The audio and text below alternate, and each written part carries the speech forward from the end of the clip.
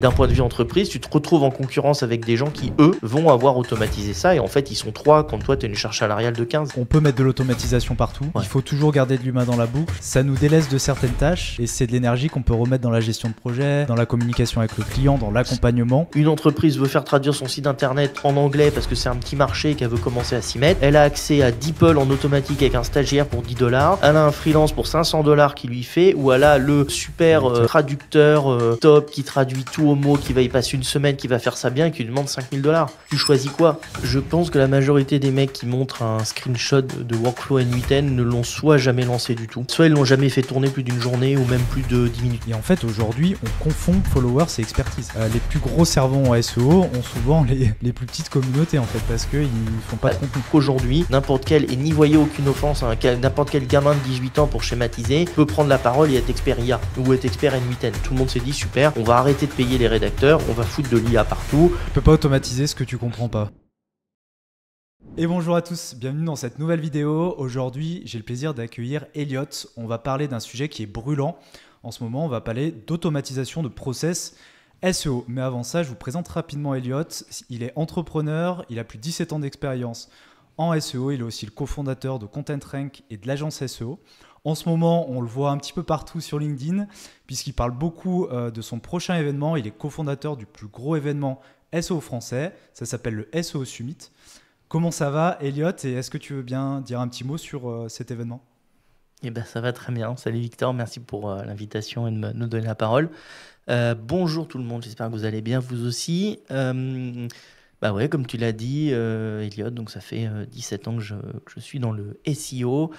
Et ouais, en ce moment, on est début septembre, donc je parle beaucoup du SEO Summit qui a lieu le 14 octobre au Parc des Princes. C'est le plus grand événement de France. On a 37 conférences, un peu plus de 40 conférenciers sur diverses thématiques. On va parler SEO forcément, mais SEO un peu nouvelle génération. Donc euh, on va avoir plein de conférences en fait sur des sujets comme comment fonctionne un LLM quand tu l'interroges, comment ça marche pour avoir une réponse, pourquoi est-ce qu'il cite, ne cite pas, comment est-ce qu'on peut manipuler avec le netlinking, est-ce qu'il faut faire un nouveau type de contenu, pourquoi il faut s'intéresser au Wikipédia, Wikidata, qu'est-ce qu'on peut automatiser, ça va être notre sujet aujourd'hui. Voilà, donc c'est une quarantaine de conférences avec les plus grands experts du moment sur ces sujets-là, notamment Vincent Terrazi, Sylvain Perronnet, Jérôme Docampo justement sur la partie automatisation, Charles Barra sur la partie copywriting, puisqu'on va aussi regarder la partie vente. Il y a Arnaud Doguet, tu vois, et Quentin QSEO sur TikTok qui vont nous parler justement de Instagram, TikTok pour l'acquisition et la complémentarité avec le SEO. Nelly Camille, voilà, qui vont nous parler de la micro-conversion et des niveaux de conscience dans le SEO et de comment on peut convertir son audience et qu'est-ce qu'on doit faire en fonction des intentions de recherche. Bref, tu vois, c'est vraiment tous les sujets du moment. Et on est vraiment dans une démarche d'information où l'idée, c'est de vous montrer tous les sujets un peu sur lesquels il faut bosser cette année. Et le jour d'avant, on a une formation qui s'appelle les Masterclass SEO, où là, c'est une vraie formation avec 4 modules de 2 experts, donc 8 experts qui font de la R&D depuis plus d'1 an sur la partie GSE, Google, toute la partie visibilité sur les moteurs de recherche type Google et IA aussi, et qui vont vous condenser leur R&D en fait en une seule journée. Donc ça permet de faire information et formation si tu veux sur ces 2 journées et sur ces 2 journées avec un package complet. Et vous pouvez venir que pour le 14 ou pour le 13 et le 14 selon ce que vous souhaitez faire. Tout est indiqué sur notre site seo-summit.fr de toute façon.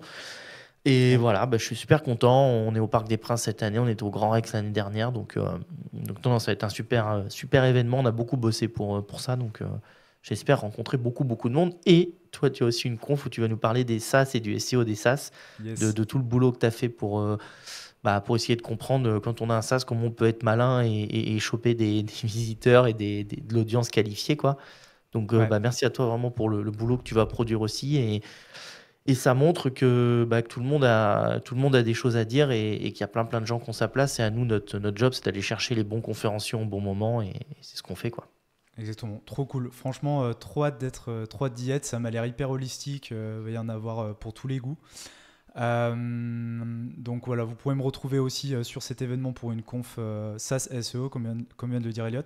Aujourd'hui, on va parler automatisation de process. Moi, c'est un truc que je vis au quotidien, donc de mon point de vue d'agence. Elliot, toi, tu vas pouvoir nous partager ta vision sur l'automatisation SEO, ce que tu as déjà mis en place, les trucs où tu as vu que ça fonctionnait, les pièges que tu as identifiés, etc. Donc pour commencer, tu vois, j'aimerais te demander, euh, déjà le sujet automatisation SEO, il semble, enfin pour certains il semble récent, mais il me paraît plus ancien qu'il n'y paraît. Est-ce que tu peux dire deux mots là-dessus Bah ouais, parce qu'en fait, on dit souvent automatisation avec l'IA, mais en réalité, automatiser, on le faisait depuis très longtemps. C'est juste qu'en fait, bah, ça se mettait en place, c'était beaucoup plus compliqué avec le no-code ou le low-code. Hmm. Avant les makes, bah, il y avait du Zapier quand tu voulais connecter des choses. Il y avait du Zenoposter, moi que j'utilise beaucoup. Mais c'est vrai que quand tu voulais bosser par API, mais il y a déjà en 2018, les API n'étaient tu, pas communes. tu Donc tu peux vois, si expliquer l'outil que tu viens de citer, Zeno. Zenoposter, en fait, ça automatise des tâches que tu vas faire à ton écran, Ok. mais sur ton écran. Donc, En tu peux mode aussi le bot, mettre quoi. sur un. Ouais, exactement. Mais tu peux le mettre aussi sur un serveur Windows. Tu vas chez Hmm. n'importe lequel hébergeur, tu prends un serveur Windows, tu installes ton Zeno, tu peux à distance lancer des commandes. Ok. Et en fait, si tu veux, c'est indétectable dans le sens où bah, si tu le fais depuis ton PC, tu automatises des tâches depuis ta propre adresse IP, comme si ta souris et ton clavier bougeaient en fait. Ouais, et Donc, par ça exemple, pour date automatiser. pas, ça date pas d'aujourd'hui en fait. Ah non, Zenoposter, j'ai dû le voir fonctionner en 2014 ou 2013 ou 15, je sais plus exactement là, Ok. pour la première fois. Moi, j'ai beaucoup utilisé en 2018-19. À l'époque, on manipulait les positions Google, mais aussi surtout Amazon avec les URL par Ah, tu rapport à faisais des du CTR, catégories. Voilà, tu sur forçais le Amazon, ça CTR, marchait etc. très bien. Ouais, tu passais en parallèle dans l'URL la catégorie dans laquelle tu voulais remonter et tu donnais l'impression que tu étais arrivé sur ton produit en passant par telle catégorie. Donc, comme si tu avais scrollé Hmm. très très longtemps et que tu avais cliqué sur ce produit-là parce qu'il était fabuleux. Donc, du coup, Amazon le remontait dans la catégorie que tu passais en variable dans l'URL, quoi. Trop cool. Et il suffisait de faire ça, tu n'avais pas besoin forcément d'IP résidentiel, Amazon ne voyait pas grand-chose, suffisait d'aller sur une première étape, scraper un certain nombre d'IP sur des sites publics, et tu passais via Zeno, il a une fonction qui te le permet, tu te faisais passer pour des IP, tu te reconnectais si tu veux au site avec une certaine IP, et du coup, Amazon a l'impression que tu avais, je sais pas, 100 visiteurs ou 50. Tu pouvais faire plusieurs threads aussi à la journée qui avaient été sur Amazon et qui avaient accédé à ton produit en suivant un certain chemin. Et donc, ils remontaient ton produit comme ça sur Amazon. Et c'était une des petites tâches qu'on pouvait faire. Ça pouvait aussi être poser des liens sur des forums. Ça pouvait être plein, plein de choses si tu veux. Donc, Est-ce qu'on ouais. est-ce qu'on n'avait pas aussi un petit peu l'aspect, en fait, coder des scripts Python, ce genre de choses, mais qui était quand même réservé à une En fait, certaine ouais, élite technique du SEO. c'est ça, Euh, c'est-à-dire que nous, les bricolos du SEO, on prenait Zeno et déjà, fallait un petit peu le prendre en main, mais sans coder, tu te ouais. débrouillais. Et encore, c'est assez souvent faux parce que moi, c'est Alex qui code chez nous et souvent, je dois faire appel à lui parce que je suis bloqué à un truc. Et du coup, je dois un petit bout de code qui est tout bête. Alors maintenant, l'IA peut me le faire. Hmm. Tu t'allais fouiller. Alors Zeno, c'est un outil russe, donc tu te retrouvais sur des forums russes à copier-coller des bouts de code. Des fois, tu avais des trucs dedans qui étaient un peu chelous. Et les mecs te calaient des trucs dedans qui étaient un peu bizarres, C'est mais bon, tu scrappy, n'avais quoi. pas le choix, ça marchait, quoi. Ouais, ils devaient faire autre chose en parallèle, tu vois, où ils te donnaient. Bref, maintenant, l'IA va te générer ce petit bout de code, mais quand tu étais codeur, tu allais encore plus vite avec ces outils et c'était encore plus simple, tu vois. Hmm. J'avais Donc, ça, vraiment cette vision, moi, que j'avais vue ouais. en débutant le SEO, de ce truc vraiment très technique où certaines personnes automatisaient des tâches, etc. Quand on commence le SEO, on rentre souvent pas par là en fait. Et j'ai l'impression que ça, pour le coup, ça devient un sujet, c'est plus accessible. Moi, j'ai essayé de coder des choses. Il y a des choses qui ont fonctionné, d'autres non. C'est quelque chose que j'aurais pas pu faire il y a 2 3 ans. Mais comme quoi, le sujet est pas Le, si récent, mais c'est. le sujet est pas nouveau et tu vois, par exemple, déployer des PBN. Si je prends un exemple concret avec Stéphane Madaleno, il avait des templates Zeno à la chaîne Ok. qui allaient sur des templates au de switch, cliquer sur les boutons pour installer des WordPress, comme si un Le humain les installait à la chaîne et il faisait les configs à la main dans les WordPress. Parce que mode les API hacker, quoi. n'étaient pas développées, mais depuis 2012 ou 2000, je vais peut-être dire une bêtise, je vais dire 2015 pour être sûr de mon coup, ils pouvaient déployer 300 sites à la journée ou 500 sites par mois, j'en sais rien, mais Mm. à la chaîne en lançant son PC. Comme si la nuit, il y avait un petit humain derrière le PC Mm. qui s'occupait de cliquer. Mais Sorte c'était d'agent, en fait. Tout simplement, on parle beaucoup d'agents aujourd'hui, mais en fait, mais, ce que mais, tu mais décris est beaucoup plus un agent que 2 3 prompts sur ChatGPT, hein. complètement, c'était un agent. Mais ce que je voulais dire, c'est qu'à l'époque, les API, c'est-à-dire se connecter et passer des lignes de commande, ne fonctionnaient pas. Il fallait cliquer sur des boutons. Ah oui, Après, d'accord. entre 2018 et 2020, les API sont arrivées. Ça a commencé à se démocratiser. Donc là, les développeurs, ils étaient plus avec du Python. Tu pouvais en PHP ou des frameworks comme Symfony faire des scripts. Fallait Ok. encore être développeur. Fallait souvent accéder à des API. Pour accéder à des API, tu passais sur les modes payants et des trucs que tu pouvais faire gratuits ou avec 500 crédits dispo par jour ou par mois. Bah maintenant, tu devais absolument payer tes tokens ou tes crédits.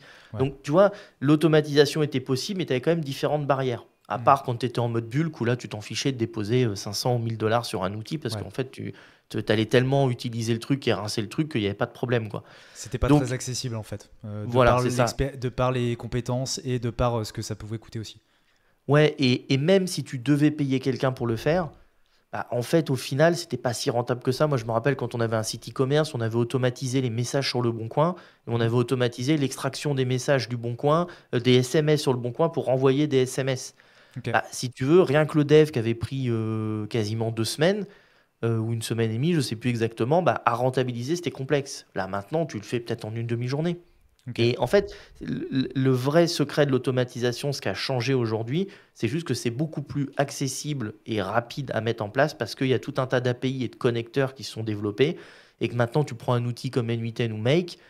Au pire des cas, tu fais un webhook pour te connecter à une API, s'il n'y a pas, mais dans tous les cas, tu as toujours un truc qui te connecte et du coup, tu viens, tu te connectes et le truc, bah, il prend l'info, il la met là, il la met dans un Google Sheet, il la récupère, il la place là. Et en fait, la question, c'est juste qu'est-ce que je veux faire, comment j'organise mes tâches, et après, c'est une création en place de N8N. Mais tu vois, on vend de plus en plus d'accompagnement, c'est Alex qui s'en charge sur N8N, parce que c'est quand même complexe à mettre en place. Mais en quelques mois, tu fais quasiment tous tes process avec N8N, quoi. Toi, tu vends ça pour tes clients? Dans quel cadre du coup? Pour des clients, ouais, on vend ça pour des clients Ok. qui nous demandent d'automatiser des tâches. Donc, Et en fait, on s'aperçoit que la vraie besoin, c'est pas une tâche, c'est plein de tâches. ok. Donc, tu vois, autant pour des e-commerçants qui veulent pas se prendre la tête, on fait des automatisations complètes de devis. Donc, tu vois, on récupère des infos sur un site web, on les passe dans un outil CRM, on fait des calculs de devis en auto qu'on envoie en automatique. Quand le truc est validé, on envoie le bon de commande à l'usine. L'usine fait un certain process, on renvoie au client. Donc, en fait, tout ça, c'est des automatisations qu'on peut mettre en place si le client veut pas se prendre la tête. Mais pour beaucoup de freelance, en fait, l'idée, c'est de se dire, OK, comment j'automatise moi-même toutes ces tâches-là pour tout mon business. Mon Ça, business, ma c'est. compta, mes factures, mes mails, tout ce que tu veux. Donc, une fois que tu sais utiliser l'outil, que tu as la logique, parce que tu vois, il y a encore et j'en parlais l'autre fois, toi, tes devs, tes techniques, tu as une logique, toi, faire des boucles, incrémenter une base de données, mettre à jour une base de... Tout ça, c'est logique. Moi quand j'ai commencé Zeno, bah, c'était pas logique du tout, tu vois, genre, comment je viens, je te prends un exemple concret, commenter un post LinkedIn. Hmm, Bah, en fait, il y a tout un process avant d'arriver à l'étape où je commande, tu vois, c'est qu'est-ce que je veux 100%. commenter, où est-ce que je le stocke, qu'est-ce que je récupère, comment j'en suis arrivé à vouloir commenter cet ID de post-là, par exemple.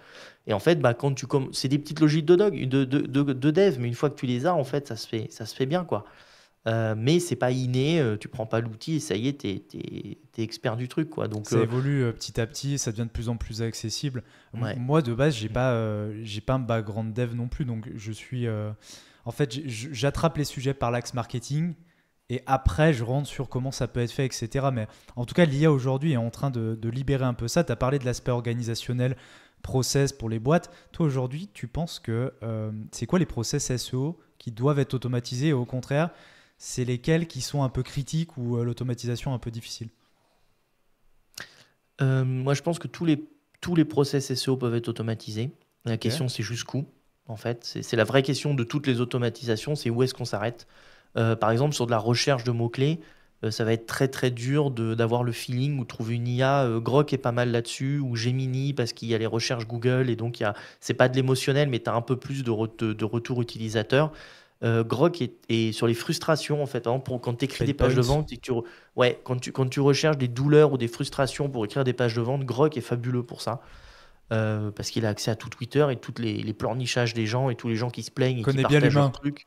Ah oui, c'est fabuleux. Gemini aussi pour ça, en fait. Il connaît bien Mm. l'humain, Ils exactement, ont c'est la ça. data. D'où le Donc en partenariat aussi fait, Reddit comment? OpenAI. D'où le partenariat Reddit OpenAI pour aller chercher aussi Complètement. ce type de Oui, de données. toute façon, c'est ce qu'on appelle la data UGC, un User Generated Content, qui a une valeur, quoi.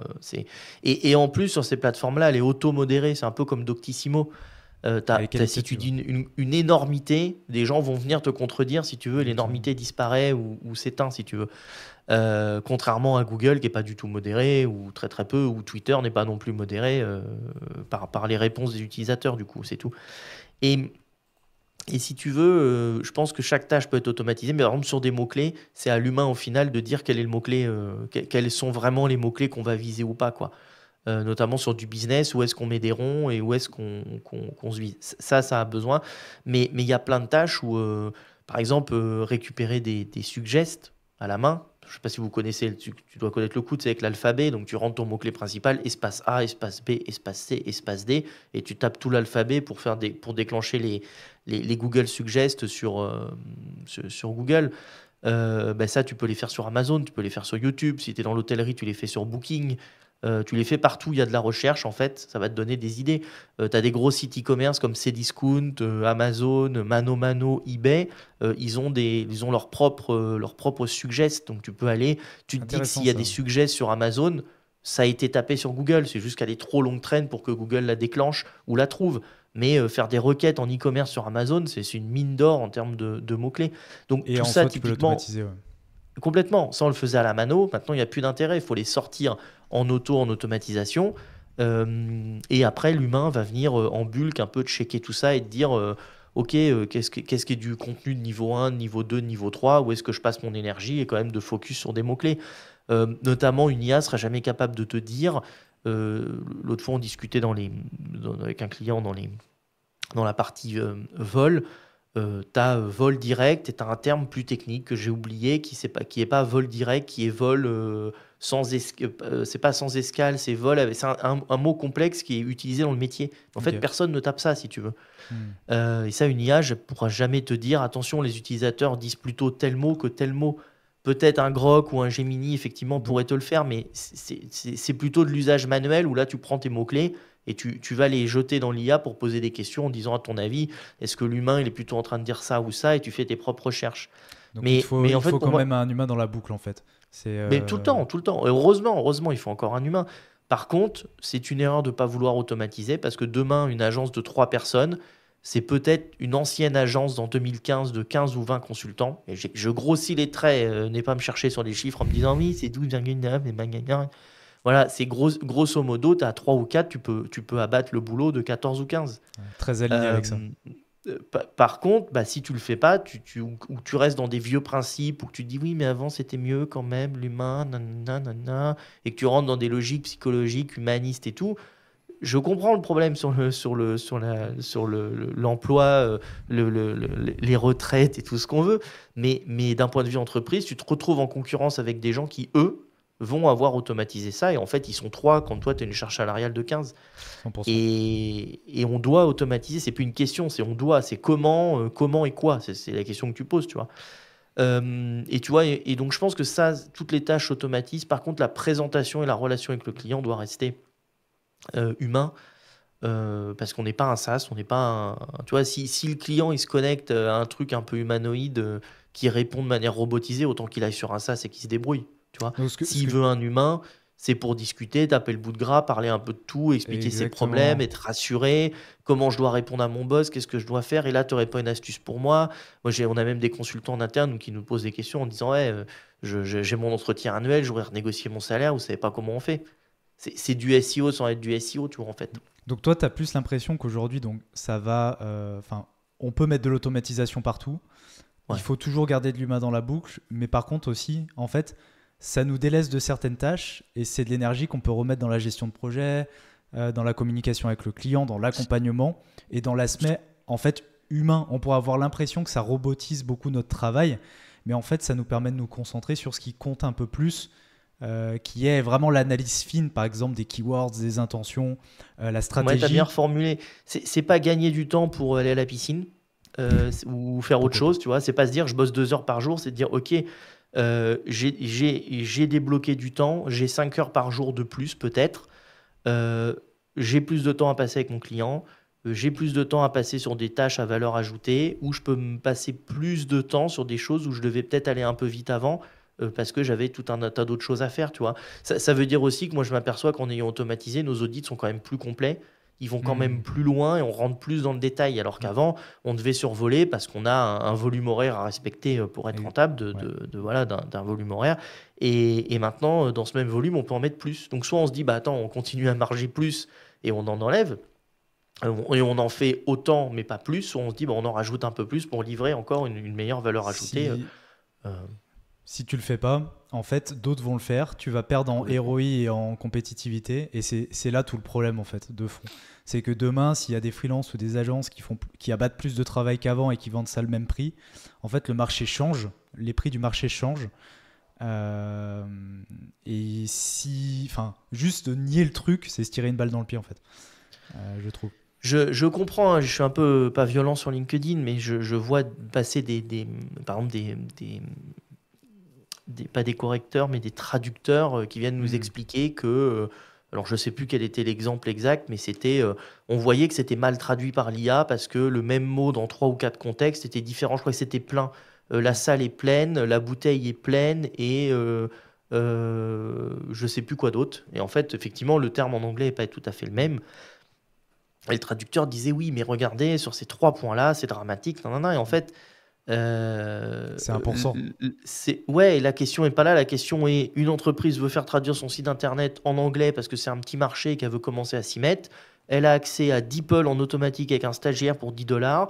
Elle a un freelance pour 500 $ qui lui fait, ou elle a le super traducteur au top qui traduit tout au mot, qui va y passer une semaine, qui va faire ça bien et qui lui demande 5000 $.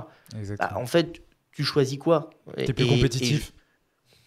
Et je suis sûr que l'offre à 5000 $, peut-être que dans des cas très précis, par exemple pour traduire à l'ONU, j'imagine que la sensibilité du mot entre deux chefs d'État un peu chauds, ça peut faire la différence entre une guerre mondiale et une paix, tu vois. Donc peut-être que là, oui, effectivement, ce traducteur-là, il a sa place. Mais les places comme sont en chères. fait, voilà, il n'y en a pas beaucoup, comme les joueurs de football et comme les mannequins pour faire les shootings photos. Dior, Chanel vont toujours prendre des mannequins pour leur nom.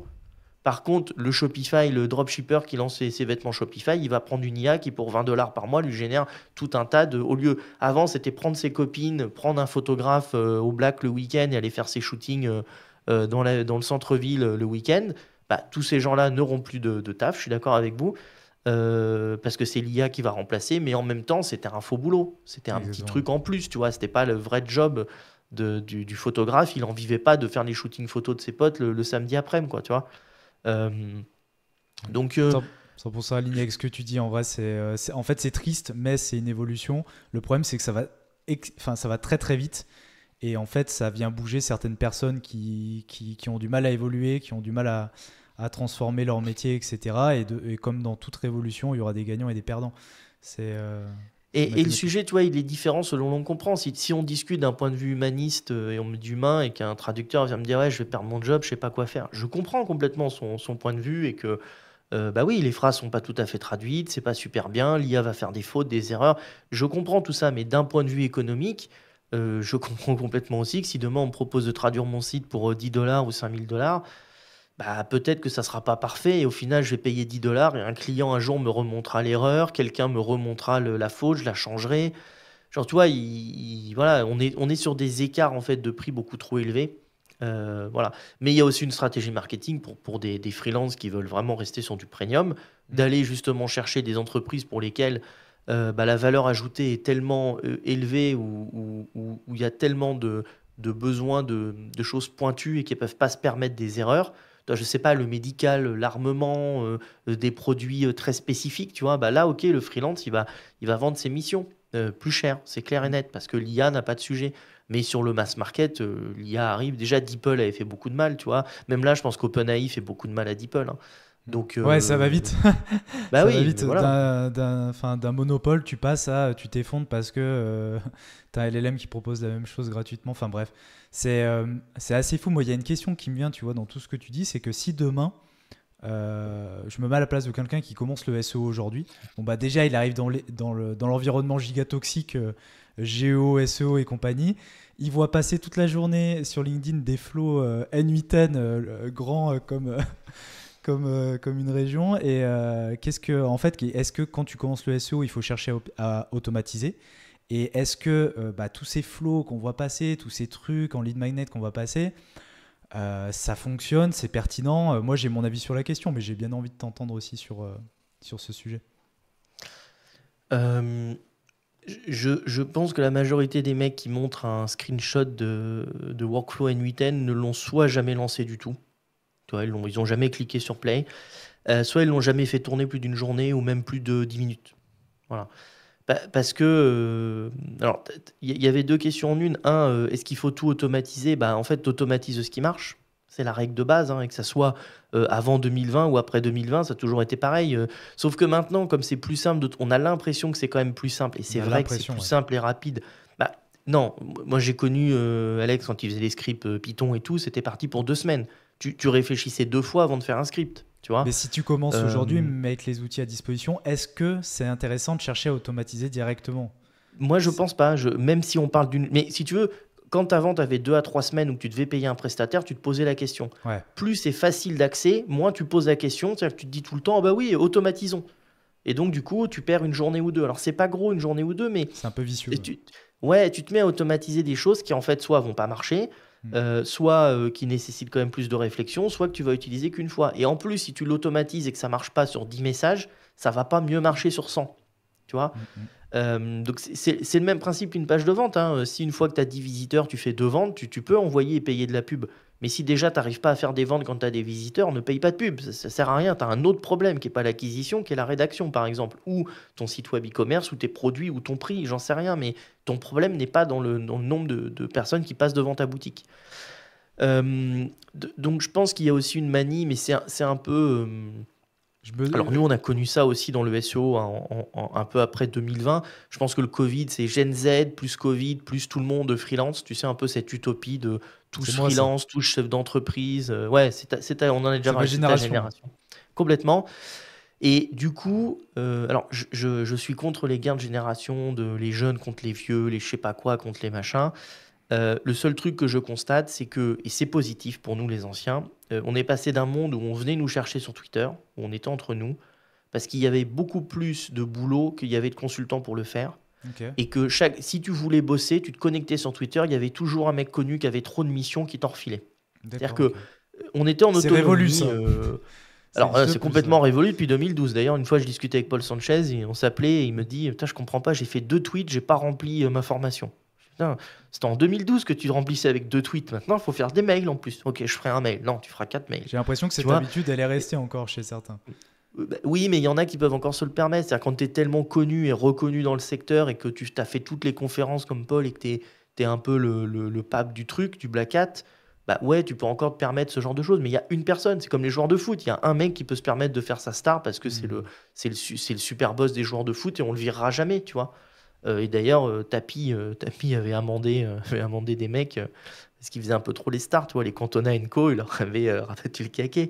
Mais ce que je voulais dire par là, c'est que on est passé de cette manne un peu, il y avait trop de boulot, Hmm. à une manne où le SEO s'est démocratisé et les entreprises ont compris que c'était ultra rentable, donc elles ont voulu en faire, Hmm. jusqu'à arriver à un moment donné où c'est quasi devenu mainstream, où n'importe quel jeune qui avait une semaine de SEO pouvait raconter n'importe quoi sur LinkedIn ou YouTube et publier des énormités sur énormités. Du moment qu'il parlait, il avait un pouvoir de parole supérieur à tout le monde puisque personne ne parlait. C'est-à-dire que niveau de pouvoir de parole, si tu veux, des SEO zéro. Hmm. Donc si toi, tu étais déjà un, mais avec des énormités T'avais techniques, un tu pouvais avantage, quoi. te faire...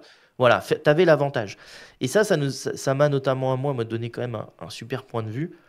C'est que la compétence technique, ok, mais ce qui compte vraiment, c'est le marketing et la vente, quoi. Parce que Arriver à tu peux être vendre, le faire de meilleur technicien. l'accompagnement. Bah, ouais, le dire, le montrer, trouver des clients, être connu, parce que tu peux t'en tirer, si tu veux, en ayant une notoriété, faire des confs et tout, ça fonctionne, mais de moins en moins bien. Hmm. C'est-à-dire que c'est quand même de plus en plus complexe et tu es évincé de plus en plus vite. C'est-à-dire que tu arrêtes avant, je vois si je prends Olivier Dufay, Paul Sanchez, Sylvain Perronnet, voilà, ils faisaient 2 ou 3 conférences ou allez 5, on va dire, par an. Tout le monde s'en rappelait toute l'année et Ouais. restait dans l'esprit des gens. Parce qu'il y avait Maintenant, que, c'était que ça qui était dispo, entre guillemets, et c'était le meilleur contenu. oui, et puis il y avait qu'un SEO Camp par an, Hmm. il y avait peut-être un SEO Camp, un SMX, un Pas de Taken contenu sur les réseaux, SEO. pas de webinaire en ligne, Très ce très genre de peu, choses. très très peu, voilà. Donc en fait, tu restais à l'esprit facilement, entre guillemets. Hmm. Fallait-il encore faire des confs, produire du contenu de qualité, dire des bonnes choses, avoir des choses à montrer? Je ne dis pas que c'était facile, attention. Je disais que bah, si tu faisais une belle conf un SEO Camp, tu pouvais vivre 2 ans dessus, Ok. globalement. Maintenant, t'es allé, j'exagère, mais tu es peut-être 2 à 3 mois sans faire un webinaire, un live, sans publier quelque T'existes plus. chose, sans tweeter. Ouais, t'es mort. T'es oublié des gens. Et T'es il y a, oublié. y a un truc que je vois moi aussi, c'est qu'en fait, depuis 2020, enfin peut-être même avant, mais en fait, avec l'essor des réseaux sociaux, donc comme tu l'as dit, le SEO a eu un gros boom autour de 2020-2021, confinement, augmentation des recherches en ligne, etc. En parallèle, une espèce de démocratisation du contenu B2B, donc qui passe majoritairement par LinkedIn. Et en fait, aujourd'hui, on confond followers et expertise. Et, Complètement. et on se retrouve avec des influenceurs, donc des créateurs influenceurs dans certaines niches, et dont le SEO, qui ont un certain niveau de followers qui n'est pas proportionnel à leur niveau d'expertise. Et le contraire est encore plus vrai, c'est-à-dire que les plus gros servants en SEO ont souvent les plus petites communautés, en fait, parce qu'ils ne font pas de contenu. Alors, j'en ai pas encore parlé avec Sylvain, mais je vois que Sylvain et son frère Guillaume commencent tout juste, il y a une C'est semaine ou deux, ça. à C'est les... publier sur LinkedIn. Ça fait 3 ans que j'en discute avec eux. Je leur dis, il faudrait vraiment faire un truc. Mais en fait, ils en ont pas besoin. Hmm. Ils ont assez de clients, ils sont connus déjà, ils C'est sont la ça. référence dans le secteur. Ils ont pas à s'embêter à aller publier sur LinkedIn et à aller choper des réflexions de baltringues qui les connaissent pas et qu'on pas du tout envie on n'a pas du tout envie de bosser avec eux de toute façon. Donc, parce qu'il y a ça aussi, il y a s'exposer sur les réseaux, tu chopes un peu toutes les Ouais. sorcières et tous les, Il faut accepter ce qu'il y a derrière tous les aussi. malades mentaux, voilà, parce que n'importe qui peut répondre à ton commentaire, quel que Ils soit sont son besoin. niveau de QI et son état mental, il peut venir te répondre. Donc, faut toi, tu puisses encaisser en fait cette réponse, quoi. Et on est loin de la critique constructive, hein. Beaucoup disent ouais, mais il faut pas bloquer, il faut discuter. Non, c'est de la Je l'ai pratiqué frustration. pendant très très longtemps. À un moment donné, tu peux pas discuter avec quelqu'un qui cherche des excuses à son échec, en fait. Tu peux pas. Donc voilà. J'ai arrêté de Je vais pas répondre aux rentrer dans le commentaires débat, moi mais aussi juste pour sur finir, parce ce. que j'ai un peu digressé, mais c'est tout mon problème. Je parlais de cet état dans le SEO, et en fait, on retrouve dans l'IA et dans l'automatisation, donc N8N et IA, le même mécanisme qu'il y a eu en 2020 sur le SEO. C'est-à-dire qu'aujourd'hui, n'importe quel, et n'y voyez aucune offense, hein, n'importe quel gamin de 18 ans pour schématiser, peut prendre la parole et être expert IA ou être expert N8N. Tu vois? Mais en même temps, ça marche tellement bien de commente mon PDF et ça marche. Et toi, tu le fais. Je sais que tu donnes des trucs de valeur parce qu'à chaque fois, j'ai un commenté, donc je les reçois, je les vois et je sais que ça a de la gueule ce que tu proposes. Mais plein ont abusé du truc, mais en même temps, ils abusent, mais ça marche. Donc pourquoi pourquoi s'empêcher de fonctionner? Ouais. Donc ils prennent beaucoup de followers et dans le lot, ils ont peut-être 20 ou 30 000 followers, mais dedans, ils ont le nombre de clients qui suffit à faire bien vivre un freelance à l'année, en fait. Il est là Ouais. le sujet. Mm. Donc, donc je pense que sur les automatisations, les IA et tout, c'est exactement comme tout. Le nombre de followers, le nombre de likes, de commentaires et tout est pas du tout proportionnel et pas cohérent avec la compétence du sujet. Mais d'un autre côté, il n'y a pas besoin non plus de montrer une expertise fabuleuse pour vendre, puisque la majorité des gens n'y comprennent rien. La Mm, mm. majorité des gens ne savent pas utiliser ChatGPT, ne C'est savent encore pas pire formuler aujourd'hui. un prompt. Mm, mm. Et on en est là, parce que nous, on est super experts du truc, on sait comment formuler un prompt, on fait des projets Claude, on a des GPTs, on a automatisé des machins make et tout, mais quand je discute avec les clients, Ouais. ils sont Je très très m'en loin de tout ça, hein. je m'en rends compte même avec pas mal de freelance aujourd'hui. Moi là, je suis en train d'introduire du coup dans ma formation un module sur l'automatisation. Je fais même pas de flow de N8N, hein. Je montre comment faire des GPT personnalisés, je montre Hum, comment installer un MCP. Et en ce qui est déjà fait, bien. c'est des trucs que la plupart voient passer rapidement sur LinkedIn, mais entre voir passer, commenter et prendre le temps d'implémenter, tester, itérer, il y a quand même un sacré gap. Et là, tu vois, Puis c'est du temps. là-dessus, enfin, aujourd'hui, un freelance, il est quand même giga limité dans sa capacité à automatiser des choses parce qu'il est tout seul. Et en fait, autant le freelance, il peut paraître plus agile, autant sur ce sujet-là, j'ai l'impression que les agences ou les entreprises au sens plus global ont quand même un avantage qui est qu'elles peuvent allouer des ressources, une personne dessus, à automatiser des Moi, process. moi je vais te donner mon avis. Alors là, on part un peu dans plein de sujets, mais en suivant des formations de, entre guillemets, freelance un peu indépendant, je m'aperçois que personne n'est, dans ceux qui réussissent et qui chiffrent, personne n'est vraiment freelance, ce sont des agences. C'est juste qu'en fait, ils veulent pas s'appeler agence parce c'est pas des salariés de l'agence, ce sont tous des freelances. Donc ils bossent eux-mêmes avec des freelances. Mais en fait, quand toi, tu as, délégué ton acquisition, délégué tes closers ou tes setters, délégué tes réseaux sociaux, T'es déjà une délégué ta entreprise. compta, Bon, bah ok, bah, en fait, tu es une agence. C'est juste que t'es pas passé au format fiscal salarié, tu es passé au format freelance parce que ces freelance bossent certainement avec d'autres, mais tu as une structure et tu as des coûts T'es qui pas sont tout seul. pas, qui sont très très loin des coûts de ce que tu encaisses en fait, parce que tu as énormément de charges. Donc voilà. Donc je pense qu'en fait, le freelance, c'est très compliqué d'automatiser, de sortir la tête de l'eau ou autre. Il y a par exemple Déborah Archour sur LinkedIn qui a trouvé et elle le partage publiquement, une structure d'offre qui est top. Hmm. C'est-à-dire qu'elle a assez peu de clients, elle Hmm. s'assure un chiffre d'affaires. Elle est très claire, euh, son offre, en con- fait. ouais, C'est très identifié. En fait, c'est ce qu'il faut, hein, 100%. une offre simple, il n'y en a pas 50, tu as un truc, tu sais que si tu rentres 10 clients une fois, Ça coûte à tant. chaque fois qu'il y en a un qui sort, il suffit d'en rentrer qu'un seul. Et en fait, rentrer un client, c'est assez Hmm. facile, entre guillemets, si tu as un LinkedIn actif. Ouais. Surtout au bout d'un moment, et elle publie très très souvent, elle est très très active, donc en fait elle a jamais besoin de rentrer de clients, et de temps en temps quand il y a besoin qu'il y ait une place, bah ça doit se faire assez, j'imagine, Hmm. ça doit se faire assez facilement, et, euh, et en fait bah, si l'offre te convient pas, tu prends pas, mais quand ça te convient, tu prends. Donc en fait, parce que de dire ouais je te ferai un devis sur mesure, non, ça marche quand tu es agence, parce que tu alloues Hmm. les ressources en face, mais en tant que freelance, tu as besoin d'un truc simple. Moi mon Exactement. package il dure 3 mois, 4 mois, c'est 2500 ou Moi, j'ai 3000, j'en deux sais rien, offres. voilà. J'ai deux offres, je vends tout le temps les mêmes. Aucun problème, c'est simple, c'est compréhensible. Vous savez pitcher l'offre. Et Sinon, tu sais ce que tu as sinon besoin de rentrer en fonction d'eux, c'est assez clair sur un tableau de trésorerie, c'est assez clair euh, combien j'ai besoin de rentrer et à quel moment. En plus, si tu gères des clients qui ont un mois ou deux pour sortir et qui peuvent pas sortir le même mois, euh, tu sais que tu as 2 mois pour rentrer 2 clients ou 3 clients. Bon, en fait, ça se fait ça se entre fait, ouais. des emailing, des T'es pas en LinkedIn, panique, des quoi. emails. Voilà, t'es pas, ah, il faut absolument que je ramène 10 clients le mois Déborah, d'après. Et chaque mois, tu retournes à zéro, tu vois. Mais ce qui est le mode agence, hein, ce qui est le fonctionnement d'un mode agence, c'est un peu ça. C'est dès que tu finis une mission, il faut que tu en rentres de nouvelles, il faut que tu aies un flow perpétuel de. Voilà. Mais c'est pas la même structure et la même Déborah, c'est un bon organisation, exemple quoi. de freelance qui a automatisé des choses. Elle parle souvent de rédaction IA aussi. J'aimerais bien voir ton point de vue sur la rédaction de contenu IA. On a entendu tout et son contraire là-dessus. Je pense que tout le monde a sa petite idée sur le sujet. C'est quoi la tienne? Moi, elle n'a pas changé depuis 2010-12. En fait, c'est un Ok. contenu. Non, mais je veux dire, un mauvais contenu est un contenu qui n'apporte rien de plus et rien de nouveau au Dans lecteur. l'ADEX, dans Euh, le de... Ouais, et alors l'algo s'appelle SimHash, c'est l'algo pour vraiment savoir si un contenu est dupliqué ou non. Et en fait, Google ne peut pas le déployer en tant que tel parce qu'il est beaucoup trop sévère. Puisque SimHash regarde aussi si ce que tu dis est nouveau. Peu importe la manière dont tu le dis, donc c'est pas de la duplication au Ouais, sens d'un Levenstein ou je sais pas ouais. quoi. Là, tu regardes vraiment les mots et tu te dis est-ce que c'est mot à mot la même chose? Simash, il va vraiment te dire est-ce que tu dis la même chose, est-ce que tu donnes des nouvelles informations ou pas. C'est ça la Donc duplication. c'est trop Et en sévère, c'est fait, 95% du contenu en fait qui bah ne oui, donne puisque pas... 95% du contenu On reformule.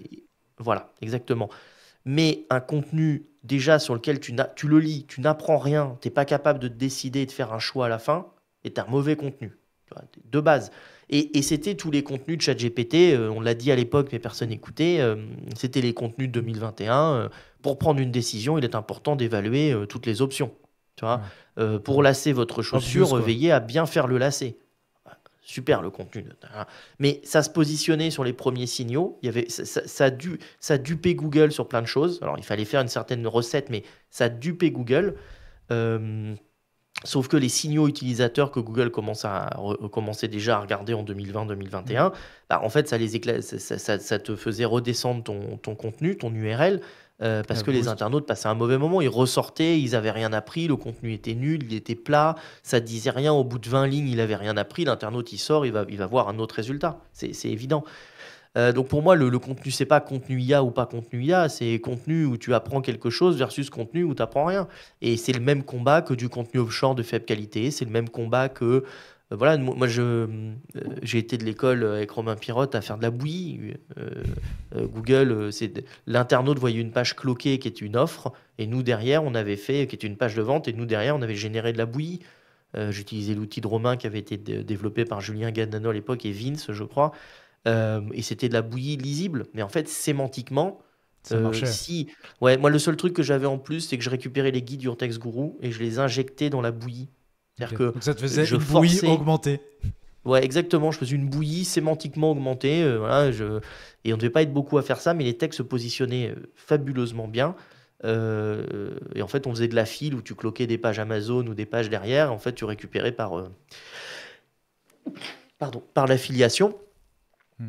Ouais, d'accord que ce temps-là, il est révolu. Bah, ce temps-là, non, c'est le temps du clocking qui est révolu, puisqu'au final, genre pas le temps du clocking, genre c'est le temps de la génération de bouillie, puisque maintenant, Ouais. autant générer un bon texte avec l'IA, en fait. Alors, la bouillie est gratuite, l'IA va te coûter 10 centimes ou 2-3 centimes, par exemple, selon le... Mais ce que je veux dire, c'est que si tu fais du contenu qui correspond aux yeux de Google, l'étape d'après qui plaît à Google, l'étape d'après à passer, c'est les signaux utilisateurs, hein, des internautes. Et si tu passes ces signaux-là, en fait, ton contenu il est de bonne qualité, IA ou Mhm. pas IA, en fait. Donc le vrai sujet, c'est comment bah, tu contournes un petit peu les patterns IA. Maintenant, on Ouais. sait Les faire, c'est assez signatures, simple. etc. Voilà, c'est très simple. C'est juste il fallait avoir des GPT ou des projets Claude, par exemple, pour passer cette étape-là. Hmm. Ce qui est maintenant Il chose suffit pas de faite. faire deux trois prompts, en fait. C'est ça un peu il y a quand même une Non. structure, un process D'où le à N8N. tester. C'est pour ça que N8N est très connu aussi, c'est les SEO qui génèrent leur contenu, parce que tu as besoin de plusieurs phases, de plusieurs étapes, et N8N te permet d'automatiser ces étapes et d'éviter de passer. Mais nous, dans les formations, là, on a la version, les masterclass où c'est une journée, on a la version 2 jours qui est le séminaire SEO, on fait ça dans un magnifique château à Villiers-le-Mahieu. On était une grosse, un peu plus de 30, 32, 33, et on a fait un atelier sur comment générer votre contenu avec étape par étape et prompt par prompt. En fait, c'est même des prompts qui génèrent des prompts. Tu vois, et Avec un, t'exécutes les prompts finaux. avec Voilà. un flow N8N. Alors là, c'était sans le flow N8N, c'était à la main, pour montrer Ok. comment vous Step générez by un step. contenu à la main. Bah, Ok. exactement, ça mettait 12 ou 13, allez, un peu moins d'un quart d'heure. Et les Hmm. participants ont vu vraiment un contenu qui était de qualité devant eux. Chacun a généré le sien sur son sujet. Hyper intéressant Et comme cours. bah ouais, et du coup, ils ont vu, ils ont dit, ah ouais, ok. Et en fait, mais là où il y a un truc que je viens de dire, où si vous tiltez, c'est des prompts qui génèrent des prompts. C'est des prompts avec des variables qui génèrent des prompts. Ok. Et donc, avec un prompt assez court, tu as généré en plus un prompt beaucoup plus costaud Il y a déjà une logique que là. d'ingénierie derrière, en fait. Voilà, c'est ça, C'est que tu vas pas. exécuter. Et là, par contre, tu obtiens un contenu qui est vraiment de qualité, comme la personne aurait rédigé. Les gens nous le disaient, ils disaient, ouais, Et les seules erreurs, en fait, quand ils disaient, ouais, mais ça va pas, mais c'est normal, je sais pourquoi. Parce qu'en fait, ça venait de la data que tu avais donnée ou de la manière dont tu De avais ton setup brief. Exactement. Il y a des Ou biais en fait, aussi.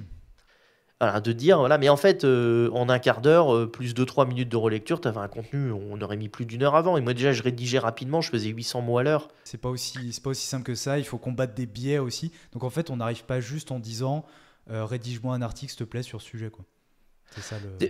Non, déjà, quand on connaît le fonctionnement d'un moteur de recherche, on comprend le concept de corpus. On l'appelle comme on veut, mais c'est que Google, il a un système d'annuaire inversé. Il va te donner un sujet à ton contenu en fonction des mots que tu as mis dedans. Donc il analyse les mots, s'il voit par exemple Géant de fer, Ville des Lumières, Gustave Eiffel et Simone de Beauvoir, il dit ok, il parle de la Tour Eiffel. Ou alors il parle de la Tour Eiffel à hauteur de tant de pourcents. Et en Fait fait, des par associations entité, d'entités. ouais, exactement, il fait des associations d'entités avec un pourcentage tu parles de tel sujet. C'est comme ça qu'il te fait remonter sur des requêtes précises. Carrément. Quand tu as compris ça, tu peux pas venir dire que le corpus n'est pas important, ou que les mots que tu utilises ne sont pas importants, sinon tu n'as pas 100%. compris le fonctionnement d'un moteur de recherche. Voilà. Après, tu as plein d'outils qui font de la sémantique. Moi, j'ai choisi ma paroisse parce que je trouve les résultats meilleurs avec des Your Text Guru qu'avec d'autres outils, parce que les modèles de langue d'analyse sont pas les mêmes derrière. On est de la même paroisse. Voilà. Mais si vous nous écoutez, vous avez peut-être d'autres outils. Testez les différents outils. Faites votre sauce. Je suis pas, j'ai pas de part chez Your Text Guru. C'est juste que je suis un des premiers clients et j'adore l'outil. Donc, moi, je trouve que les corpus de Your Text Guru sont hyper pertinents et tu t'aperçois que si tu utilises bien ces mots dans le contenu, Google comprend de quoi tu parles et te fait remonter. Mais Encore une fois, quand tu vas demander à ChatGPT de rédiger un contenu, à OpenIA ou à Claude, il y a une chance très infime pour qu'il aille utiliser le bon corpus, tu vois. Ouais. Peut-être qu'il va aller gauler les 2-3 premiers résultats de Google et qui va réutiliser un peu des mots parce que comme il reprend ce qui a été dit, mais qu'en même temps il reformule, dans l'eau, tu as quand même un peu de chance qu'il va récupérer les mots. Comme Sauf il que, peut diverger aussi. comme il peut diverger, et la logique du corpus, c'est pas que 100% du corpus est présent dans les 3 premiers résultats. Ça marche pas du tout comme ça. Il te faut un petit peu des 20, un petit peu des 50, il faut aller voir quand même jusqu'à la position 60-70 à peu près. Parce que vu que sur Google, tu as plein de signaux, tu peux être mauvais en netlinking, mais bon en corpus. Ouais. Et du coup, tu remontes pas dans le top 20, tu es peut-être encore bloqué en top 30. Et Ouais, du ça coup, me il faut parle quand même bien, aller ça. chercher le corpus, tu vois. Ça me Donc, parle c'est quand beaucoup. même assez complexe, ces histoires de corpus et de cohérence. Donc, si tu demandes à ChatGPT de t'écrire un contenu, ça ne peut pas être. Tu peux pas. C'est impossible que tu tombes, ou alors un coup de chance une fois, avec un contenu super bien. Ou alors, tu tu te sers de ChatGPT pour rédiger et pour t'aider. Et comme tu es un expert de la thématique, tu utilises naturellement les bons mots. Ouais. Ça aussi, c'est un biais que beaucoup de rédacteurs ont parce qu'ils sont hyper spécialisés sur une thématique et ils connaissent le poids de la Tour Ils ont le Eiffel. Donc ils vont, corpus, en fait. voilà, ils ont le corpus en tête, ils rédigent avec ce corpus, mais naturellement. Mais un rédacteur SEO qui avant devait rédiger sur des dizaines ou des vingtaines de sujets différents, il ne peut pas connaître tous les corpus. Donc en fait, ce type d'outil en texte de route te fait gagner énormément de temps.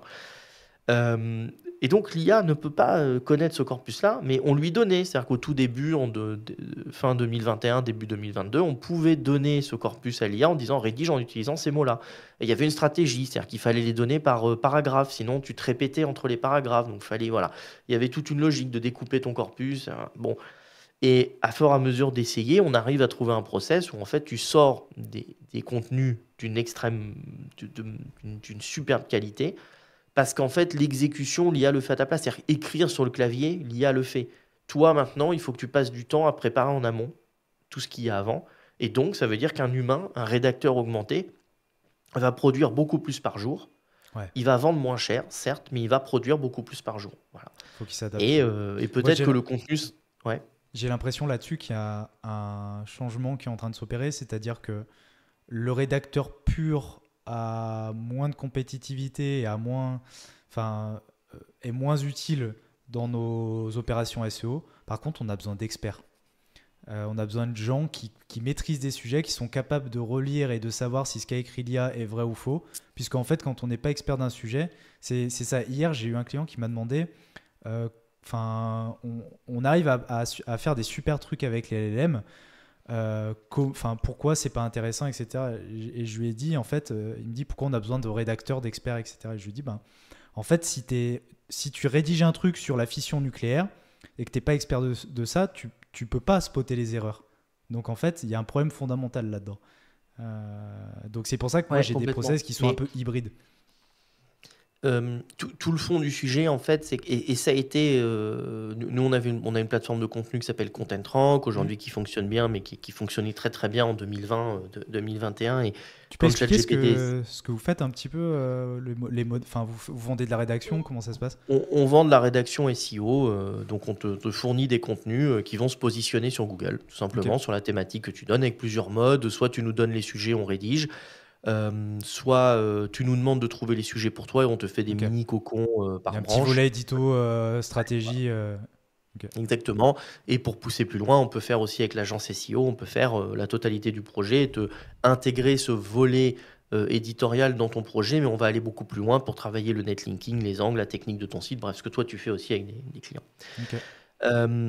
Et si tu veux, sur ContentRank, nous, on vendait beaucoup aux éditeurs de sites, hein, donc des gens qui vendent du lien sur les plateformes et qui avaient besoin de contenu, des textes de qualité. On ne faisait pas que ça, mais on faisait beaucoup ça. En fait, dès que ChatGPT est sorti, vu que ça paraissait bien, parce que ça pondait des mots qui ensemble voulaient dire des phrases, il y a une fascination et quand on par lisait rapport à les ça. phrases, ça avait l'air de sortir quelque chose de bien. Tout le monde s'est dit, super, on va arrêter de payer les rédacteurs, on va foutre de l'IA partout.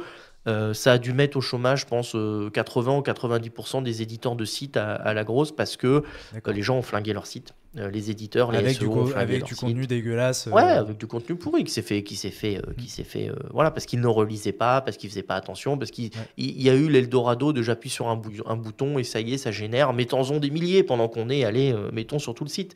Et tu peux pas demander à une IA, et encore maintenant, de faire le sujet, de rédiger le contenu. Non. Et de te faire un truc fabuleux, magnifique. Voilà. Faut un humain dans la trouver les sujets, c'est un type de prompt avec un type de modèle. C'est pas le même modèle que celui qui va te reformuler le sujet en title SEO, de celui qui va rédiger le contenu complet, du modèle qui va l'intégrer. D'ailleurs, c'est pas un modèle, c'est une API qui va te l'intégrer dans WordPress. Par contre, d'un autre modèle qui te fera, par vectorisation et rapprochement sémantique, qui te fera le maillage interne. Tu vois, déjà là, j'ai cité 5 process. En fait, c'est 5 process. un agent, un process, une tâche, Ouais, un une tâche GPT, SEO, une un process. Ouais, automatisation. ouais. Et Et tu peux ça, avoir c'est. plusieurs agents dans un process. Ouais, mais faut-il encore être capable de tout connecter comme il faut, sans biais, Complètement. sans. Bien sûr, bien sûr. Et ça, c'est quand même un taf aujourd'hui d'ingénieur, quoi. Enfin, Complètement. Ah, c'est assez compliqué. nous, chez nous, c'est Alex qui fait ça. Il est ingénieur en Ouais, agroalimentaire. Et lui, il voilà. bossait dans l'agro-ali pour assembler les chaînes et faire ensemble que ça soit les chaînes du froid ou que ça soit les chaînes de prod Mm. ne soient jamais cassées et respectent toutes les contraintes et que ça soit le moins cher possible en termes de prod. Donc, si tu veux, tu avais aussi la contrainte de te dire si je dois perdre 5 minutes pour aller emmener Ouais. mon pack de Il y a jus de d'orange ou de l'efficience. lait, voilà, à 3 minutes de truc, on perd 3 minutes, alors qu'en fait, si ça passe sur la chaîne d'à côté, ben, on a gagné ce temps-là. Donc ça, typiquement, c'est un boulot, comme tu le dis, d'ingénieur, de process. Mm. Et il y a aussi un autre point, c'est qu'il faut connaître l'entreprise euh, pour faire des bons process. Donc, il faut savoir ce que c'est qu'une production, ce que c'est qu'une comptabilité, ce que c'est de la TVA. Ça, c'est tout bête. Mais je veux dire, une personne qui a jamais géré une boîte, ça va être un peu plus compliqué de lui faire des process de compta, de facturation, de TVA. Tu peux, Euh, tu peux pas automatiser ce que tu comprends pas. Ça, c'est un point aussi intéressant. complètement, complètement. C'est pour Et ça donc, il que faut creuser. Il faut poser des sur. questions, faut faire de l'interview persona. Il faut te dire, c'est quoi votre job? Vous faites quoi tous les jours? OK, qu'est-ce qui se passe dans ce cas-là? Et on en revient, parce qu'on a quand même vachement digressé, mais c'est de ma faute. On en revient à nos fameux, schémas N8N là, screenshot N8N qui sont magnifiques. C'est Mm. qu'il y a souvent tellement de cas à prévoir que tu peux pas, faire ton truc théorique et te dire: «Quand je vais appuyer dessus, ça va marcher». Le temps, il est en plus à passer sur tous les bugs possibles, tous les cas particuliers et tous ces petits points-là, c'est eux qui vont te mettre un temps pas possible, quoi. Mm. Tu vois, Carrément. moi, dans tout ce que je fais sur Zeno, j'ai toujours un échappatoire. Si au bout de 3 fois ça a planté, je passe à la tâche d'après ou je passe à la ligne d'après. Ouais. J'essaye pas de la résoudre parce qu'en fait, sur 100 lignes, ça va peut-être me poser 2 problèmes. Tu vas Parce focus que, dessus. voilà, un mec a mis des caractères spéciaux, un autre, il a utilisé un symbole, je te dis une bêtise, russe ou chinois qui est pas reconnu. Du coup, ça fait planter mon prompt, mon machin. Bon, bah, je passe à autre chose et je ferai pas cette tâche-là, c'est pas grave. Mais du coup, c'est des logiques à avoir où tu vois, à chaque fois, il faut te dire, OK, si ça plante, il se passe quoi? Bah, mon truc, il peut tourner en boucle. OK, mais si je bouffe un token à chaque fois ou un crédit qui me coûte, bah, tu peux y passer ton SMIC, tu vois, en, en boucle, quoi, en routine, à tourner en rond. Donc ça paraît simple comme ça de dire, ouais, l'IA a l'air de faire du contenu, faisons du contenu SEO. Il y a moyen de faire un très très bon contenu de manière quasi automatisée en SEO en relisant. Par contre, le process, il n'est pas du tout donné. Nous, on l'a, donc il a mis plusieurs mois à se développer et Mm. on Ça se l'incrémente toutes partage les pas semaines. gratuitement sur LinkedIn, en fait. Certainement pas, non. Et voilà, et dites-vous que s'il y a un truc qui a mis des mois, je vois pas pourquoi quelqu'un irait vous le partager gratuitement. Ou alors, il y a une autre stratégie derrière, il vous donne un Mm. petit bout. On Mais, est bien mais d'accord. attention au petit bout. Même quand on vous donne quelque chose, des prompts pour trouver ces mots-clés, par exemple. Pour te donner un exemple, je crois que tu avais partagé un jour un petit prompt ou une automatisation pour trouver des mots-clés ou classer des mots-clés, je sais plus. C'est qu'un petit bout Scripts, de la ouais. brique, hein. Ouais. C'est qu'un Ouais. bout du process global. Et moi, j'ai cette vision aussi. En fait, là, j'ajoute du contenu sur ma formation. Ce que je vais mettre dedans, c'est les process que moi j'utilise aujourd'hui. Dans 6 mois, ils vont encore évoluer, mais je partage pas ça gratuitement sur LinkedIn. À minima, je le fais payer, puisqu'en fait, ça a de la valeur. Un script que je partage sur LinkedIn, sur lequel je fais un lead magnet, il peut être très intéressant. Par contre, il m'aura pas pris le temps que j'ai mis à faire un agent de rédaction, à tester, itérer, etc., etc. C'est une logique Et à puis, comprendre et puis aussi. t'as qu'un bout du script. Donc, ça va te permettre de démontrer ton expertise. La personne qui l'utilise, elle se dit, ah oui, Mm. quand j'ai ma liste de mots-clés, Ah, ça n'a pas effectivement, ça me optimisé sort sur le tout. site, hein. D'accord, mais t'as pas ta liste de mots-clés, ça t'a pas sorti ton contenu, t'as pas fait ton maillage interne, t'as pas résolu tes problèmes techniques. Voilà, donc en fait, t'as pas fait tout le job, quoi. C'est pour ça euh, voilà, c'est pour ça que. Mais j'en reviens encore à mon problème de marketing versus, tu sais, ma prod versus mon commerce. Tu peux être un très très bon expert dans la production de ce que tu fais. Si t'as pas compris comment le vendre et comment le promouvoir, tu peux attendre longtemps derrière LinkedIn avant qu'on t'envoie un message. Ouais. Ah, s'il te plaît, Elliot, j'aurais besoin de toi. Est-ce que tu Triste peux pas regarder réalité. notre site ou faire un audit? Voilà, t'as Triste un réalité. délai, ça n'arrivera jamais. Donc non, moi je pense que la mode de l'IA et du machin, c'est-à-dire que et c'est un peu le drame des réseaux sociaux, c'est que tout le monde peut prendre la parole pour raconter tout et rien. Donc c'est bien parce que celui qui a bossé, qui est compétent, il peut se faire connaître plus rapidement. Il n'y a pas un lobby Tu vois, genre le Ouais. lobby de la télé, ou comme dans les années 60, où avant de passer à la radio, tu avais 3 producteurs, parisiens qui choisissaient les titres à la radio. Il n'y a pas de barrière à Maintenant, l'entrée. Mm. voilà, n'importe qui peut dire n'importe quoi. Mais ce qui est aussi un énorme risque, c'est-à-dire que les prospects tombent sur toute une ribambelle de guignolos qui C'est clair. racontent n'importe quoi et qui te montrent des screenshots magnifiques. Et même si tu mets le doute, tu sais, c'est un peu comme au tribunal, hein, jusqu'au doute, je sais plus la formulation, mais on dit voilà, jusqu'au dernier. Voilà. Présumé innocent, en gros. Voilà, en gros, c'est ça. Tu sais, alors c'est un truc de Tugan Barra pour ceux qui le suivent. Je vois que tu veux me mettre une douille, mais j'y crois quand même. En fait, c'est vraiment de Oui, mettre la promesse, elle est trop belle. de mettre la promesse la plus magnifique possible, la plus extraordinaire, où tu te dis là, je te crois pas, mais d'arriver quand même à l'enrober pour que tu dises ah, ça paraît suspect, mais je te crois quand même, parce J'ai que bien tu envie vois, en fait, d'essayer. et tout le jeu de ces screenshots, ils sont là. C'est de dire, ouais, appuie sur un bouton et ton contenu sort à l'autre bout, c'est magnifique. C'est un peu comme dans Retour vers le futur, où le professeur, il appuie sur le truc, ça sort un glaçon à l'autre bout, mais il y a eu toutes 10 minutes pour un bout de petit glaçon comme ça, qui est passé dans une énorme machine qui lui prend la pièce entière, tu vois. Donc tu te dis, il te montre ce process-là, et tu te dis, ah ouais, ça a l'air beau, mais bon, quand même, un contenu SEO et tout. Puis moi, je les ai essayés, tous ces trucs-là. Je vois ce que ça sort. Ouais. Ça sort pas du tout un contenu qui va se positionner sur Google. Ça sort un contenu qui est rédigé, qui veut dire quelque chose quand tu lis de A à Z sans faute. Voilà ce que ça te sort. Ce qui est très bien pour faire un PDF, un ligne magnète, écrire un livre, c'est très bien. Mais pas pour faire du contenu SEO comme on le connaît. Donc il y a ce côté un peu où il faut faire le deuil, si tu veux, de ces articles-là, de dire peut-être qu'ils sont mal rédigés, qu'ils ne plaisent pas à Google. Je les mets tout en 410 secondes. Google, c'est viens crawler, et une fois que tu as crawlé, ne reviens jamais. Dis-toi que ces URL disparaissent, et de republier du nouveau contenu, ou alors de faire des 301 de l'ancien contenu vers le nouveau contenu, ou tout simplement de republier un contenu et de le rechanger, quoi. Mais si tu veux, il y a un côté quand même où je fais mon deuil, de me dire, ok, j'ai pris une stratégie, j'ai pris un angle qui était mauvais, il faut tout refaire. Donc, ça me quand fait tu penser à un truc. Ouais, Ça me fait penser à un truc intéressant, c'est que sur LinkedIn, on partage beaucoup nos victoires. Partager une pénalité Google, c'est un peu moins courant. Ouais. Si tu écoutes tout le monde. Alors moi, j'ai beaucoup de clients qui viennent parce qu'ils ont échoué avec d'autres prestataires, mais j'ai jamais vu ces prestataires parler de l'échec. Donc, et moi aussi, j'en ai. Donc, c'est pas vendeur. C'est assez rare de dire ouais, j'ai foiré mon truc, j'attendais 800 personnes, j'en ai eu que 200. C'est nul. J'ai désindexé le site. Ouais. Pardon. Et en plus, moi, j'ai du mal, moi, à apprendre dans l'échec. J'ai juste envie de passer à autre chose. C'est assez rare. Tu sais, on dit ouais, on apprend dans l'échec. C'est difficile. Moi, j'y crois pas à ce truc-là. T'as surtout l'impression que t'as envie de passer à autre chose. Tu veux zapper, oublier. Ton cerveau, il oublie le truc. C'est assez dur d'en faire des leçons. Par contre, dans la réussite, de te dire ouais, j'ai quand même réussi ça, mais on aurait pu faire mieux. Là, tu as quand même une notion de leçon où tu te dis ok, Ouais. on aurait pu quand même mieux faire. Comment on aurait pu un peu optimiser le truc. Donc je pense que c'est le piège du moment, c'est de se dire puisque l'IA produit du contenu, ça ira bien pour Google, tu vois. Alors qu'en fait, on sait que pour produire un bon contenu, on n'en est pas là. C'est beaucoup plus complexe que ça. Mais c'est le fantasme des gens, si tu veux, que plus rien ne coûte rien, on ne paye plus de rédacteur, on paye plus son contenu, tout est gratuit sur ChatGPT, donc pourquoi notre contenu SEO serait pas gratuit? Sauf que du coup, c'est nier aussi le fait que le SEO est une compétition. Si tout le monde a accès aux mêmes choses et rédige les contenus avec le même outil, il y a un problème aussi. Il y a un problème de fond. Donc là-dessus, tu vois, moi, un truc que je vois aussi, c'est que le ChatGPT ou d'autres LLM sont capables de donner, on va dire, des stratégies SEO qui sont valables, etc.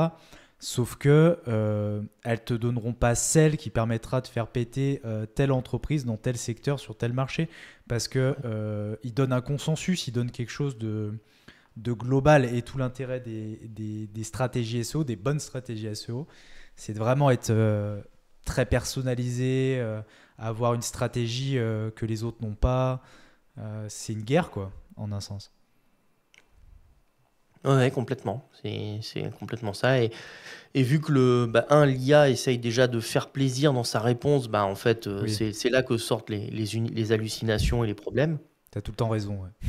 Ouais, voilà. Et c'est pour ça aussi que le métier a évolué, que maintenant le métier, c'est plus de rédiger du contenu, c'est de contrôler, de relire et d'avoir cet œil vraiment de toujours douter de ce que l'IA te dit et de toujours vérifier. On le voit des fois, tu prends une étude avec des chiffres, tu lui poses des questions sur les chiffres, elle se trompe.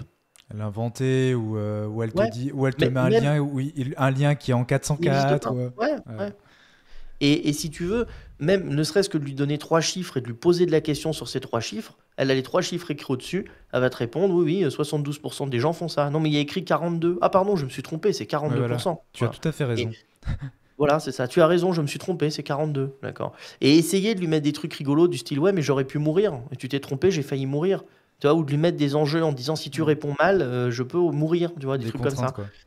Ouais, et en fait, là, ça change un peu la donne, mais ça marche sur des petites questions, des petits volumes en nombre de tokens, ça marche pas sur tout un contenu. Donc je pense que rédiger de la bonne manière, maintenant, SEO, ça a de la valeur, mais on on n'est pas les seuls, beaucoup commencent à savoir le faire, plusieurs personnes commencent à savoir le faire, on va dire. Mais par contre, vraiment rédiger chaque contenu, relire et contrôler, ça, c'est une autre paire de manches. Et ça a toujours été le cas, hein, même quand tu recevais du contenu offshore ou pas offshore, il fallait quand même contrôler ce que le rédacteur racontait. Mm. Sauf que tu avais déjà eu un premier contrôle humain. Là, il faut se dire qu'il y a eu zéro contrôle humain, il faut C'est absolument ça. contrôler. Mais on a juste décalé la compétence et ce qu'il y avait à faire.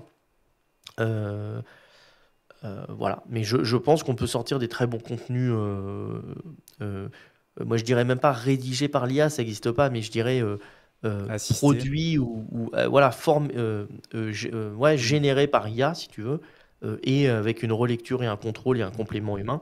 Sachant que ce Et ce contenu que il se tu met en dis, forme aussi, il se ouais, complète avec des il y a le côté infographies. intégration. Est-ce que le Exactement. savoir-faire, il n'est pas dans l'intégration aussi, dans le maillage interne? Tu vois, est-ce que c'est plutôt là-dessus qu'il faudrait le budget que tu vas pas mettre dans la rédaction du contenu, mets-le dans l'intégration. Donc le contenu va te coûter la même chose qu'avant, qu'il y a 2, 3 ans ou 5 ans, Il sauf sera que mieux. maintenant il est intégré et maillé. Et il Tu sera vois, mieux, 5 ans, pardon. Ouais, potentiellement.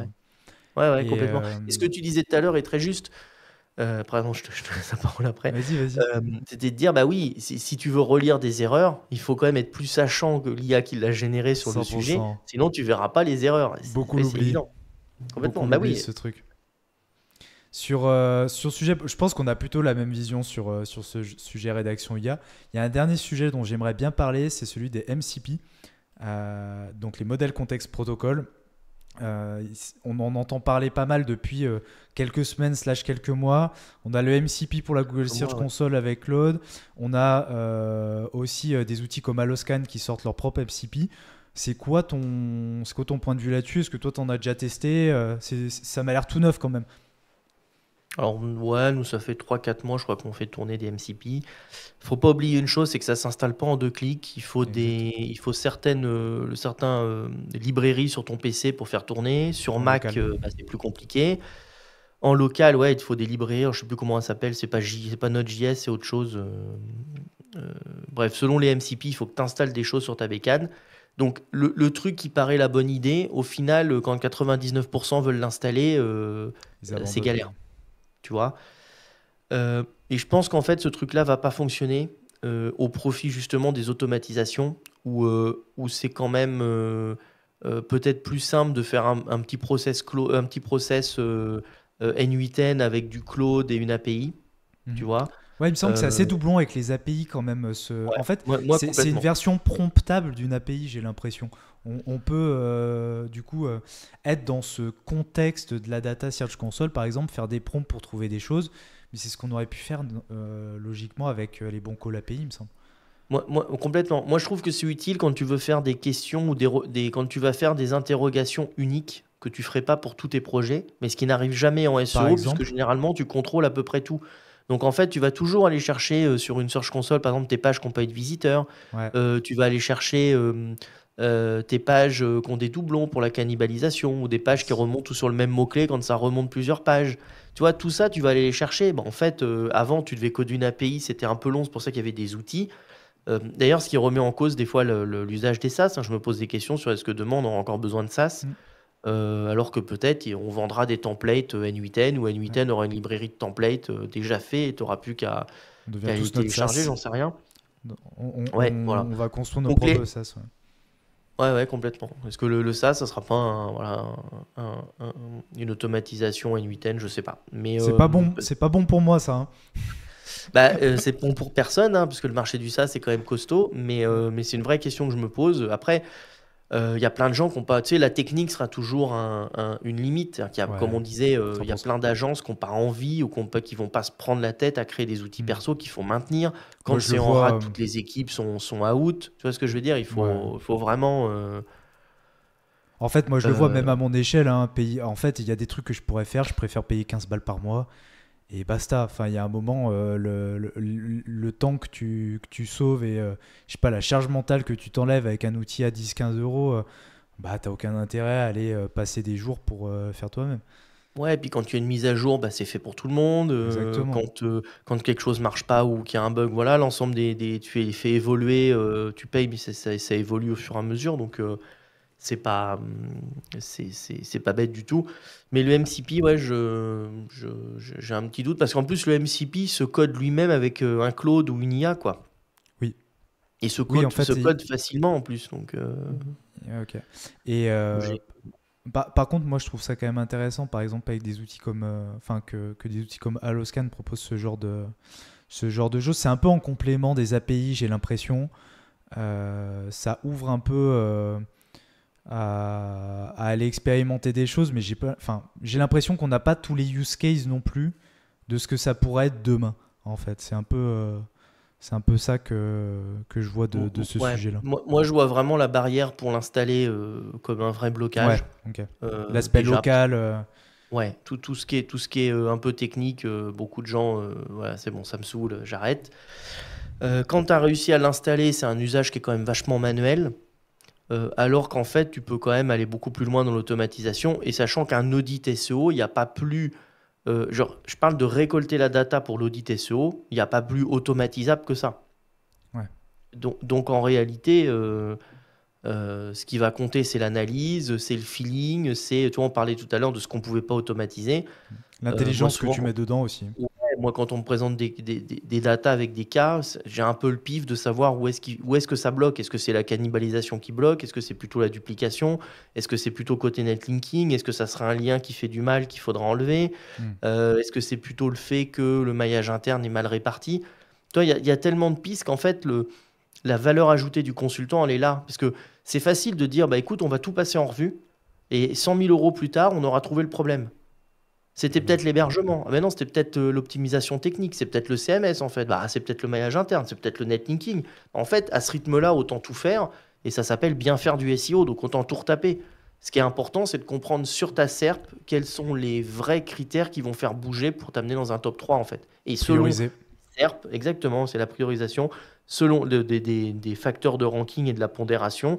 Et la pondération est plus ou moins la même, mais le critère ne sera pas toujours le même selon la SERP sur lequel tu es. Si tu es sur du SERP hyper concurrentiel comme du rachat de crédit, tu as des algos qui viennent s'ajouter que tu n'auras pas sur une SERP d'organisme de formation ou sur des mots-clés hyper basiques et très longue traîne d'un truc.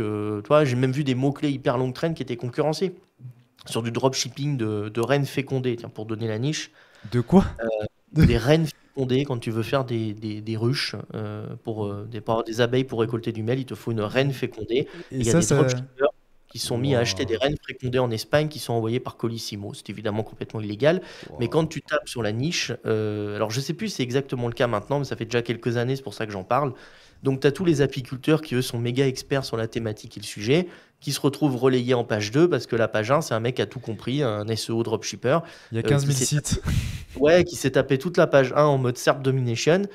Et ben, le mot-clé était pas concurrentiel du tout petit volume de recherche, mais en fait, euh, le truc est super dur à obtenir. Et ça, tu le vois qu'en analysant un petit peu le feeling, quoi.